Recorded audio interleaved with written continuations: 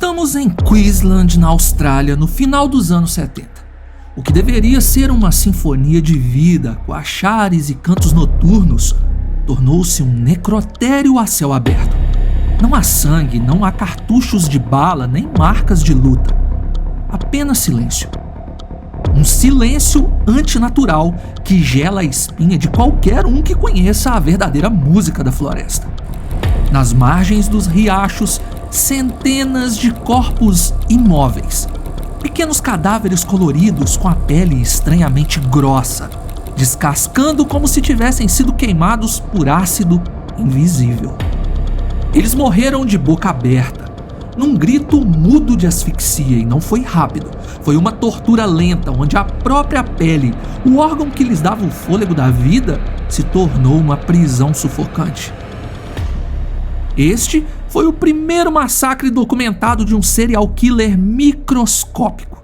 Um assassino que não pararia ali. Ele estava apenas começando sua turnê mundial de extermínio, e o pior de tudo, nós compramos a passagem dele. Nós o convidamos para entrar. Bem-vindos ao Ordinário. Hoje vamos conhecer um dos casos mais perturbadores da história da ciência moderna, de como um simples teste se tornou a arma biológica mais eficiente do século XX. Um pequeno animal, um grande massacre. Deixe seu like, se inscreva no canal e vamos ao vídeo. O paciente zero, o vetor involuntário do fim do mundo, é Xenopus laevis, mas você o conhece como a rã de unhas africana. Olhe para ela, parecendo indefesa e até meio assustada. Um corpo oval, flácido e escorregadio, projetado para viver na lama, nas profundezas turvas dos pântanos da África subsaariana. Mas essa criatura é na verdade uma máquina de sobrevivência blindada. Ela não tem língua, não precisa. Ela ataca como um aspirador de pó industrial, sugando suas presas para o esquecimento, com uma voracidade que beira a gula demoníaca. E se o ambiente secar? Ela se enterra na lama, entra em estado de êxtase e espera, como uma cápsula do tempo viva até que as chuvas voltem. Mas o que chamou a atenção de um cientista chamado Lancelot Hogben, da década de 1920, não foi a feiura ou a resiliência dessa criatura. Foi um truque de mágica. Hogben, obcecado por hormônios, percebeu que a pele dessa rã era um camaleão químico. No escuro, ela escurecia. Na luz, ela empalidecia. Ao remover a glândula pituitária do animal, ele descobriu que o sapo se tornava um fantasma branco, uma tela limpa, pronta para ser pintada por hormônios externos. Hogben transformou esse animal em um sensor, e foi aqui que a ciência cruzou uma linha bizarra. Em um experimento que hoje soaria como inovador, seus alunos injetaram extrato de hipófise de boi nas costas do sapo. O resultado foi explosivo. A fêmea, que normalmente só liberaria óvulos no abraço nupcial de um macho, começou a expelir centenas de ovos na água em questão de horas. O corpo dela havia sido hackeado. E então veio a conexão que eu chamaria de macabra. Havia outro fluido, muito mais acessível que glândulas de boi, que carregavam uma carga hormonal devastadora: a urina de mulheres grávidas.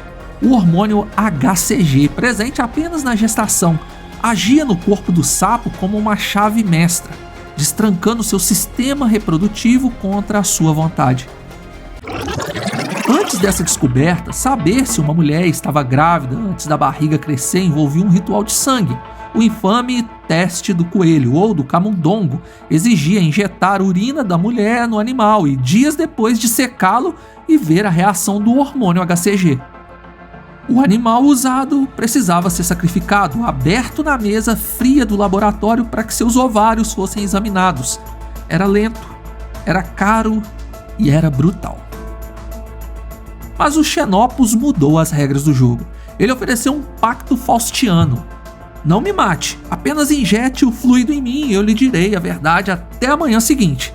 Era o teste de gravidez perfeito.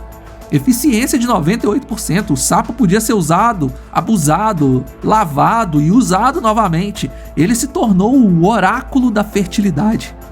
E assim a humanidade, em busca por conveniência médica, cometeu o erro fatal. Transformamos um animal selvagem, confinado a pântanos africanos específicos, em uma mercadoria global. Milhares, depois milhões desses sapos foram arrancados do seu habitat natural. Eles foram empilhados em caixotes, despachados, cruzando oceanos que a evolução jamais pretendeu que cruzassem. De Londres a Nova York, de Tóquio a Buenos Aires, hospitais e laboratórios estocavam tanques cheios desses monstros simpáticos. O Xenopus se tornou onipresente, eles estavam em toda parte. E sem que ninguém soubesse, eles não viajavam sozinhos. Na pele escorregadia desse viajante, escondido nas dobras microscópicas de sua epiderme, viajava um passageiro clandestino, uma entidade antiga, invisível e faminta. Mas o passar dos anos trouxe a tecnologia. Nos anos 60, inventamos o teste de farmácia. A química substituiu a biologia. As tiras de papel reagente tornaram os sapos obsoletos. E o que fazemos com ferramentas que não precisamos mais? Nós as descartamos. Muitos laboratórios, num ato de misericórdia equivocada, não mataram seus estoques de sapos, eles os libertaram. Vamos deixar eles viver na natureza, pensaram os cientistas. Eles soltaram esses tanques biológicos em rios locais, lagoas de parques, sistemas de esgoto. O Xenopus, resistente e brutal, adaptou-se facilmente, mas o passageiro nas suas costas, o passageiro encontrou um banquete. O ano é 1998. O mistério das florestas silenciosas da Austrália e do Panamá finalmente ganha um nome. E o nome é um trava-línguas do terror.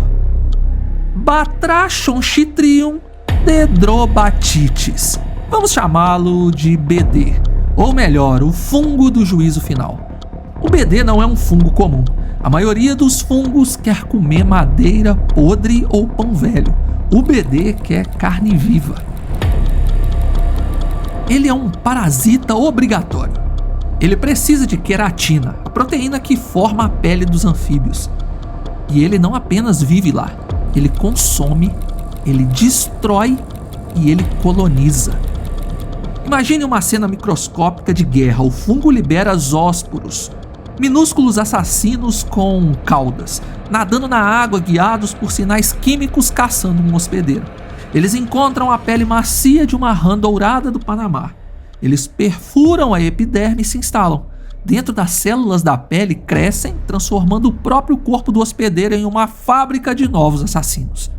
Para um anfíbio, a pele não é apenas um invólucro, é um pulmão e um rim. Eles respiram e bebem através dela. O fungo ataca exatamente esse sistema vital. A pele engrossa, endurece e descasca em tiras grotescas. O animal para de conseguir absorver o oxigênio. Os seus eletrólitos desabam. O coração, privado de íons essenciais, começa a falhar. E o animal morre de parada cardíaca, sufocado dentro do próprio corpo. Você já jogou ou assistiu The Last of Us? Aquilo é ficção para humanos, mas é a realidade absoluta, o pesadelo encarnado para os anfíbios. O BD varreu o planeta como uma praga bíblica. Na Austrália, ele apagou da existência a rã de incubação gástrica. Pense na tragédia disso, uma espécie onde a mãe engolia os ovos e dava à luz pela boca. Um milagre evolutivo único no universo, extinto. No Panamá, riachos que antes brilhavam com rãs douradas tornaram-se cemitérios aquáticos. A onda da morte se moveu a uma velocidade aterrorizante de 100 km por ano. Nada escapava. Salamandras, rãs, sapos, mais de 700 espécies entraram em colapso. Pelo menos 90 foram declaradas extintas. Riscou-se da árvore da vida milhões de anos de evolução em poucas décadas. E a pergunta que assombrava os cientistas era: de onde veio isso? Quem começou o incêndio? Em 2004, a ciência forense entrou em ação. Pesquisadores começaram a revirar museus, analisando frascos de formol com espécimes antigos, buscando o DNA do assassino. Eles voltaram no tempo, década por década, até chegarem à África, nos anos de 1930.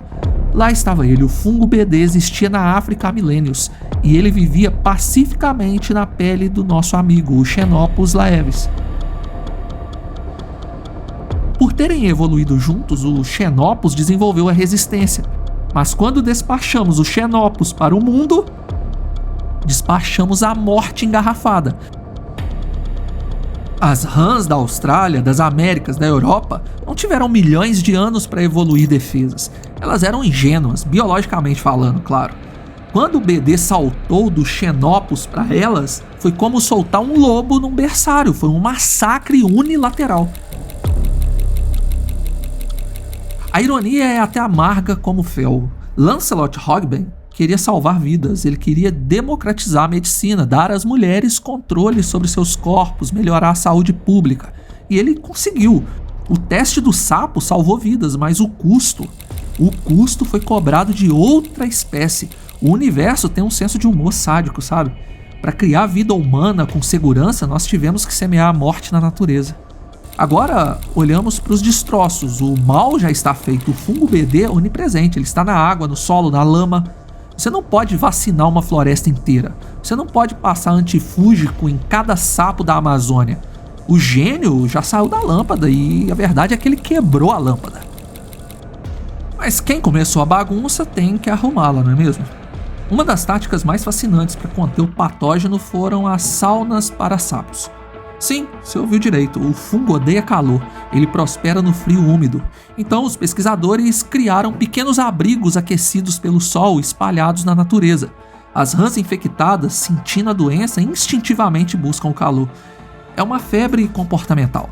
Elas entram nas saunas, cozinham o fungo em sua pele e saem curadas. É uma solução simples, quase primitiva, mas que oferece um raio de esperança. Outros cientistas estão jogando o jogo longo da genética, tentando identificar e reproduzir os poucos sobreviventes que mostram resistência natural, tentando forçar a evolução a correr mais rápido que a extinção. E estamos tentando colar os cacos de um vaso que nós mesmos derrubamos. A tragédia já aconteceu, milhares de espécies já desapareceram para sempre. A pergunta agora é: seremos apenas os causadores da destruição ou teremos a coragem e a inteligência para sermos os guardiões da ressurreição? Registre o que achou nos comentários e, por favor, clique no like e se inscreva. É apenas 2 cliques, mas para nós faz toda a diferença. Obrigado por assistir. Fui.